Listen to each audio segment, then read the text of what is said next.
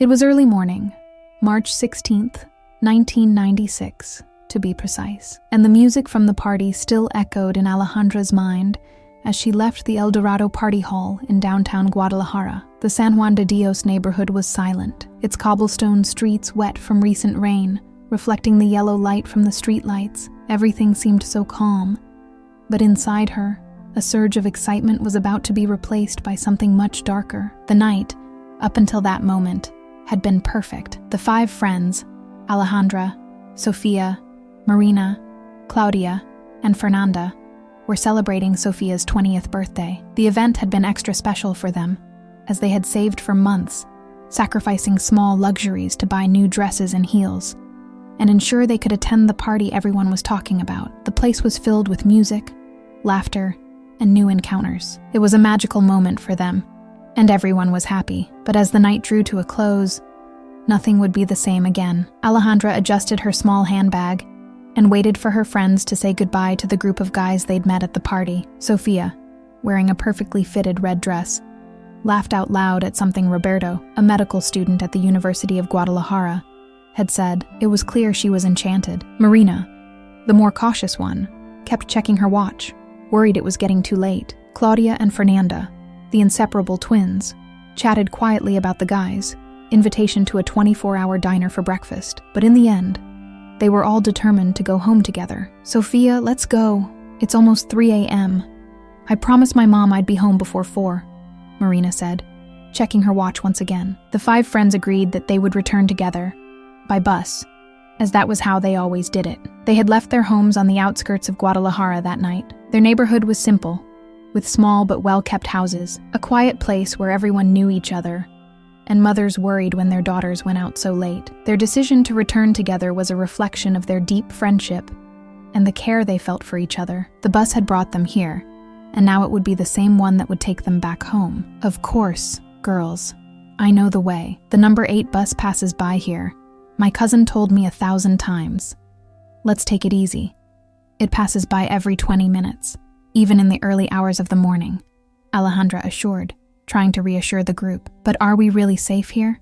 Claudia asked, a little unsure. She had never been to this part of the city, and the early morning darkness made everything seem different. Suddenly, Fernanda, who had been silent the entire time, stopped in the middle of the street. Do you hear that? He asked softly, pointing to a narrow street to the right. The others looked at each other and fell silent, straining to listen. The only sound that broke the silence was the distant roar of cars and the music from the party, which could still be heard, but now very far away. I don't hear anything strange, Marina said, though her voice still betrayed a certain apprehension. The street was deserted, quite different from what she remembered. During the day, the place was full of merchants, students, and families, but now, in the late hours, everything seemed dark and empty. A stray cat passed quickly in front of them, which made Sofia squeal in fright, making everyone laugh. This eased some of the tension that was beginning to build. Here comes the bus, Marina announced, seeing the lights approaching on Morelos Street. The Line 8 bus was there, its windows fogged by the night's humidity,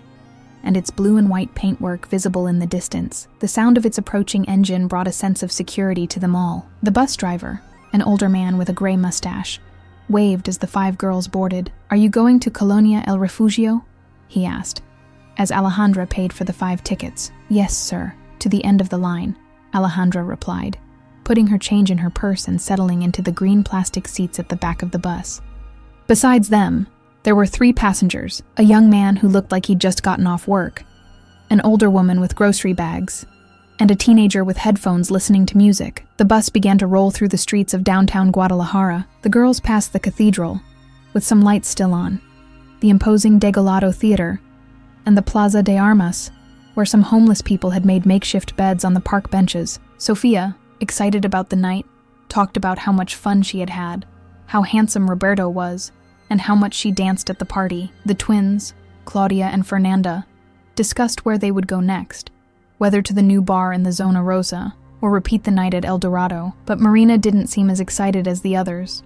She was restless. He kept looking out the window, as if hoping to see something in particular. Is everything okay?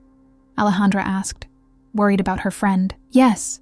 It's just that I don't feel like anyone is following us, Marina replied, With an uncomfortable expression, the 5 friends looked back, but saw nothing unusual. The bus was heading in its direction, and the surrounding cars seemed to be going in the opposite direction. Still, Marina couldn't shake that feeling. "You're paranoid because of the movie we saw last week," Fernanda joked, trying to ease the tension. "That disappearing woman made you like this." Marina smiled a little, but kept looking back, trying to remain calm. The bus continued on, further and further from the city center. The streets began to grow darker, and the old buildings gave way to simpler homes. Alejandra recognized all those stops, every shop, every corner. She had made that journey many times. "Only 3 stops left," Alejandra announced. Realizing they were approaching her home, they were almost there. The young man got off the bus at Colonia Mezquitan, thanking the driver. The older woman got off soon after, carrying her heavy grocery bags. The teenager remained distracted, listening to music. When the bus arrived at the Colonia Santa Maria stop, Fernanda noticed something strange. "Did you see that car?" she asked quietly, discreetly pointing to a dark car parked near the stop.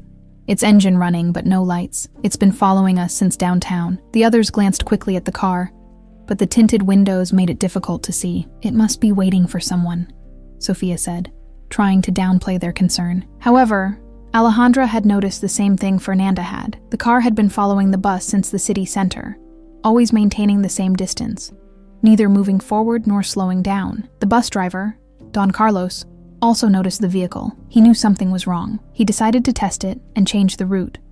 Instead of following the direct route to Colonia El Refugio, he made a turn, taking a side street. The car, as expected, followed behind. "And that car is following us," Don Carlos said with a worried look, turning to the girls. "Do you know anyone who has a car like that?" The 5 of them looked at each other and shook their heads. No one recognized that car. "Let's go to the police station," Don Carlos suggested, determined to protect the girls. He turned around again and headed toward the nearest police station. Surprisingly, the car followed the bus for a few more blocks, but then veered sharply onto a side street and disappeared into the darkness. "It's gone," Alejandra said, relieved but still feeling uneasy. Don Carlos wasn't convinced. "I'll take you all the way home to make sure you get there safely. I don't like this situation," he said. The rest of the journey passed in silence. The joy of the party had faded, and fear was setting in. When they finally arrived at El Refugio, Don Carlos stopped at the corner where they lived. He looked at them, concerned. "Be careful, girls. If you see anything strange, run home and tell your families." Alejandra was the first to get off, heading for her house, which was very close by. The others stood together, watching her disappear into the darkness of the street. "See you tomorrow," Alejandra called, turning to say goodbye. It was the last time her friends would hear her voice. When Alejandra arrived home, her mother, Dona Carmen, woke up in the middle of the night, worried because her daughter hadn't returned yet. This had never happened before. Alejandra always let anyone know when she was going to be late, and her mother knew exactly where she was. As usual, she got up quickly, sensing something was wrong, and went knocking on her neighbors' doors. When she visited the other mothers' houses, she discovered, to her horror, that none of her 5 friends had arrived home. Sophia's mother, Dona Guadalupe, was also awake, waiting for her daughter. "I asked her to come back before 4, she said, crying as she told the other mothers. "She's never disobeyed me like that. Something terrible has happened." From then on, the mothers banded together, and the search for their daughters intensified. Anguish gripped everyone, and a collective despair gripped the families. Dona Carmen was the first to suggest they call the police. 5 young people don't just disappear like that, she said, her voice filled with terror and authority. Commander Miguel Herrera of the Guadalajara police force was assigned to investigate the case. He met with the families on the morning of March 16th, and, after hearing all the details of the night, knew something very serious had happened.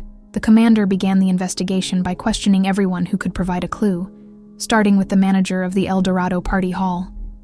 He spoke with the manager, Sergio Villalobos, who confirmed that the 5 friends had left the party together around 2:30 a.m. They were happy, talking, and there were no problems. "I saw them leaving for Morelos Street," Sergio said. The next clue came from Roberto, the medical student Sophia had spoken to. He confirmed that he had been with her and her friends until the parking lot, where they said goodbye. He was clear. They were going home. They were fine. No problems. Don Carlos, the bus driver for Line 8, also came forward to report that he had transported the girls to El Refugio that morning. He confirmed that he noticed the dark car, with tinted windows, following the bus for much of the route. The driver had the feeling the car was following the bus from the city center and became concerned. "I changed the route twice, but the car followed the bus until it deviated," he told police. "Any idea who might be driving this car?" the commander asked. But Don Carlos didn't know. He had no way of identifying the vehicle. He only knew something wasn't right, and it bothered him deeply. Police then distributed the car's characteristics to all patrol cars in the city and began searching areas where the girls might have been seen. Families distributed posters with photos of the girls throughout Guadalajara, and the local press began covering the case, calling the 5 friends the Refugio 5. However, the case seemed to quickly go cold, with no concrete clues as to what had happened. Weeks passed, and the family's anguish only grew. The media kept the case in the spotlight, but the clues began to disappear, as if the girls had vanished from view, until 3 months later, an anonymous connection changed everything. The voice on the other end was distorted, as if filtered through some electronic device. "The girls are fine," the voice said calmly. "Don't look for them anymore. They're in a place where no one can hurt them." The call ended abruptly, leaving investigators on high alert. Detective Luis Moreno, in charge of the case, did his best to trace the call's origin, but to no avail. The recording was analyzed, but it didn't help identify the girls' location. The mystery surrounding the case intensified, and new calls began to emerge, all with the same disturbing tone, but without concrete information. The families, although with a renewed glimmer of hope, were unsure what to think. The search for the girls' whereabouts continued, and in 1999, a new lead emerged. A woman who had been kidnapped and held captive for several years in Sinaloa managed to escape. When interviewed by authorities, she mentioned having seen, at some point, 5 girls who resembled the descriptions of the missing girls from Guadalajara.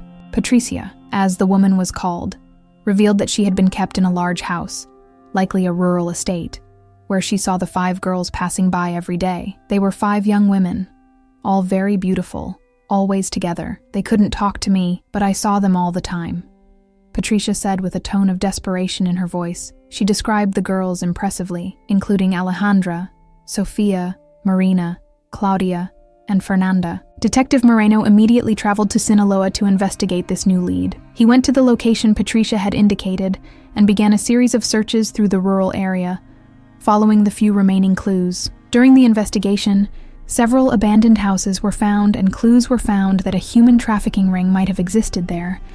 However, despite their efforts, the search yielded no concrete results. The girls remained missing. The case became a symbol of the suffering of so many families in Mexico, who grieved over the disappearance of loved ones without answers. The mothers' pain didn't lessen over the years.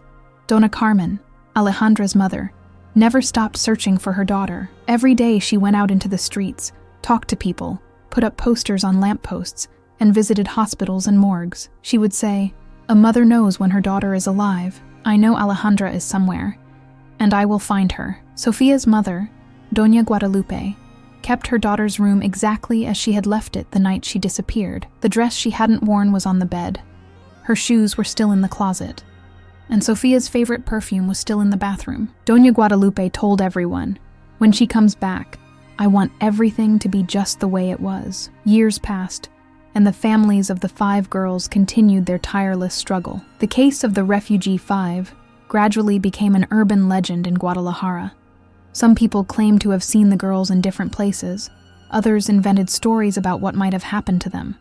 But for the families, the search never ended. In 2015, the case gained new attention when an investigative journalist from Mexico City decided to make a documentary about the missing people in Mexico during the 1990s. The case of the 5 missing friends was one of the most iconic of the decade, and the documentary led to new clues emerging. With renewed public interest, new information began to emerge. A retired police officer, who had worked on kidnapping and human trafficking investigations, contacted investigators. She revealed alarming information about human trafficking networks that had operated in the city during the 1990s, specifically kidnapping young people during parties and celebrations.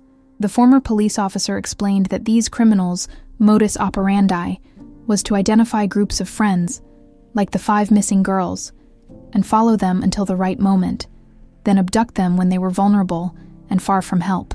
This revelation finally provided a plausible explanation for the 5 girls' disappearances together and in a coordinated fashion. The former police officer's account matched the description of the dark car that had followed the girls that night, and investigators were more certain than ever that they had been victims of a human trafficking ring.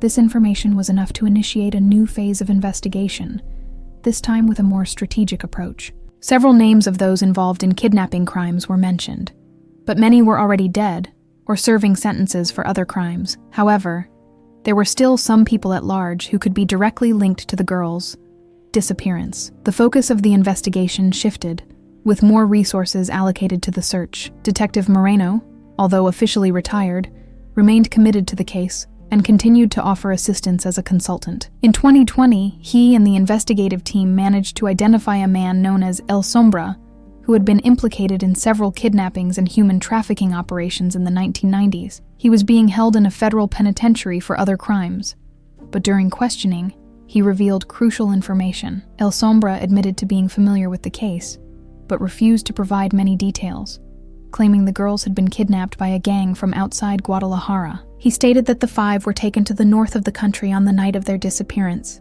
to an unknown destination. This testimony corroborated the information provided by Patricia, the woman who had escaped captivity in Sinaloa. According to her, the girls were kept in a secluded location, possibly on a farm or ranch, and were always together. However, the clue to the girls' exact location was still elusive, increasing the family's despair. With mounting pressure, in 2024, almost 28 years after the disappearance of the five friends, the families began to have new hope. During this time, the mothers and other family members had become activists, seeking justice for their missing sons and daughters. They founded an organization called Madres Buscadoras del Refugio, Shelter Mothers, dedicated to supporting other families whose loved ones had vanished without a trace. It was during this time that a series of mysterious calls began to be recorded by the police. These calls initially seemed like just another false lead, but something changed when the receptionist at the police station received a call very different from the others. The first call came from a payphone at a gasolinera, gas station, near Guadalajara. The receptionist answered the call as usual, but soon noticed something strange. On the other end, there was ragged breathing, and then a female voice murmured the word Alejandra. She immediately alerted her superiors, and the recording of the call was carefully analyzed. The voice was confirmed to be that of a young woman, and audio forensic experts determined that she was between 40 and 50 years old, an age range that coincided with the girls' ages in 2024. The recording also revealed background sounds that indicated the call was being made in a busy location. The biggest shock came when the second call arrived. This time, the call came from a payphone near downtown Guadalajara, close to where the girls had originally disappeared. The message was clear: we're alive, they can't find us, we're being watched. Immediately, police began intensifying surveillance in the area and searching all public telephones in Guadalajara. Police set up an operation to trace the calls, but soon realized that the callers knew far more than they should have about the case. 3 days after the first call, another call came, this time from a payphone in the El Refugio colony, where the girls had lived. This call was the most emotional of all. "Mom, don't stop searching. We're dying. We need help, but we can't escape." When the families heard the recording, Alejandra's mother, Dona Carmen, broke down and burst into tears. She was absolutely convinced it was her daughter's voice. "I knew she was alive. I knew," she said, hugging the recording tightly. For the other mothers, however, relief was mixed with agonizing fear. The phrase, "we're dying," indicated that the girls were in danger, perhaps even sick or being mistreated. Police intensified their investigation, with the help of federal authorities. For weeks, calls continued to be monitored, and new leads emerged from the details provided. Tension mounted as the possibility of rescuing the girls became more real, but also more dangerous. After the final call, in which one of the girls said, "We're dying," the police knew the situation had become even more urgent.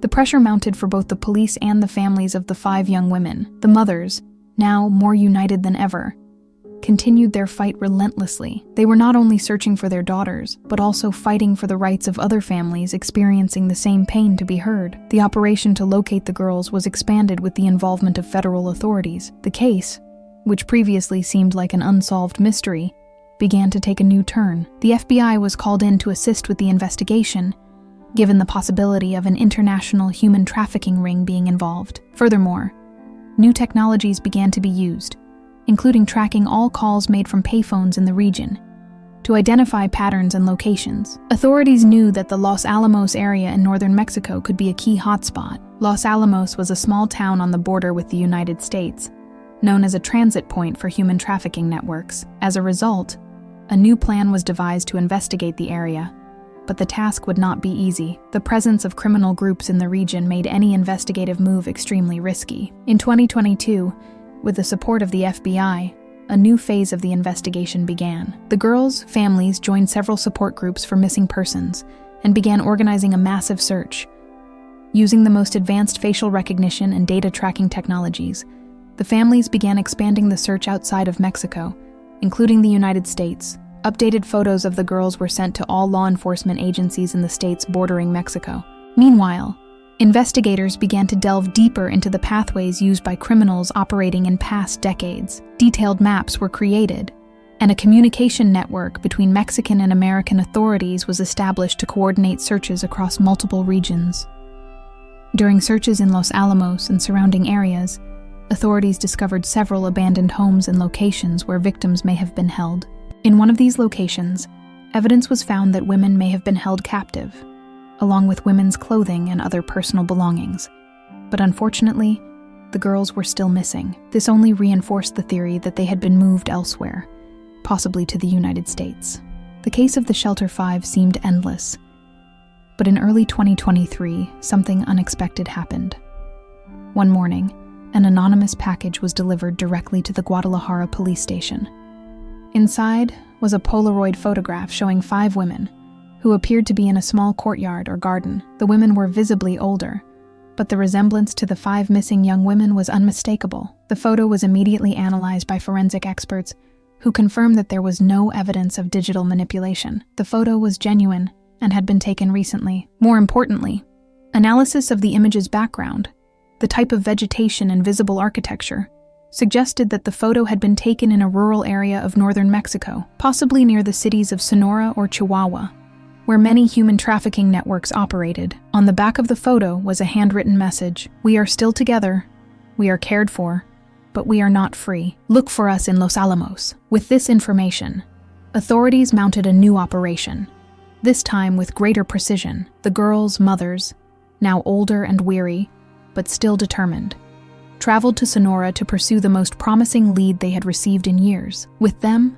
specialized investigators followed, on a mission that now seemed more urgent than ever. The Los Alamos operation began with a search for suspicious properties, abandoned homes and ranches. High-tech equipment was used to scan the area, and authorities were cautious as they approached, fearing that any movement might alert the criminals who were possibly still monitoring the area. The tension in the air was palpable, and with each day of searching without results, frustration mounted. However, something began to happen. A former migrant worker, who'd been in Los Alamos before the operation, contacted the police. He revealed that, weeks earlier, he had seen 5 women who seemed to match the description of the missing girls. They were being transported in a pickup truck, accompanied by several armed men, and were heading north toward the border. This information was crucial. Authorities, now coordinating with the FBI and other border agencies, began expanding their search into the United States, specifically the border areas connecting Sonora and Arizona. Images of the 5 women were shared with all law enforcement agencies in the U.S. border region, increasing surveillance and coordination. On March 15, 2024, exactly 28 years and 1 day after the disappearance of the 5 friends, the operation reached its climax. A ranch worker in the Phoenix, Arizona area contacted authorities after seeing the women at a secluded ranch on the outskirts of the city. He recognized the girls' description and immediately alerted the police. The FBI, in collaboration with Mexican authorities, organized a surprise rescue, equipped with state-of-the-art technology and supported by teams specializing in rescuing victims of human trafficking. Security forces arrived at the ranch early in the morning, before the kidnappers could move. Upon entering the compound, they found the 5 women, Alejandra, Sofia, Marina, Claudia, and Fernanda, in very fragile physical and emotional conditions. They were visibly older, showing signs of physical and psychological abuse, but they were alive. They had been held captive for over 28 years, moving from location to location, never seen by anyone outside the group. The moment of rescue was emotional. The families, who had endured endless suffering, were finally able to embrace their daughters, now grown women, with tears of joy and relief. Donna Carmen, who had dedicated her life to searching for her daughter, was one of the first to embrace Alejandra, saying, "I knew you would come home." The 5 friends were finally reunited after more than 2 decades of suffering and uncertainty. The healing process began immediately, both physically and emotionally. The women were taken to a hospital in Phoenix, where they underwent medical examinations and received appropriate care. The recovery would be long, but they were together again, and that was all that mattered. The case of the Refuge 5 became a landmark in the fight against human trafficking, especially in Mexico and the United States. Their life stories and how they survived the cruelty of criminals became symbols of hope for thousands of families still searching for their missing loved ones. The mothers founded a new international organization to help other trafficking victims and continue to fight for justice, not only for their daughters, but for all families suffering the pain of disappearance. They kept their daughters' memories alive, never giving up. And now, alongside them, they continue the fight to ensure that other victims are rescued.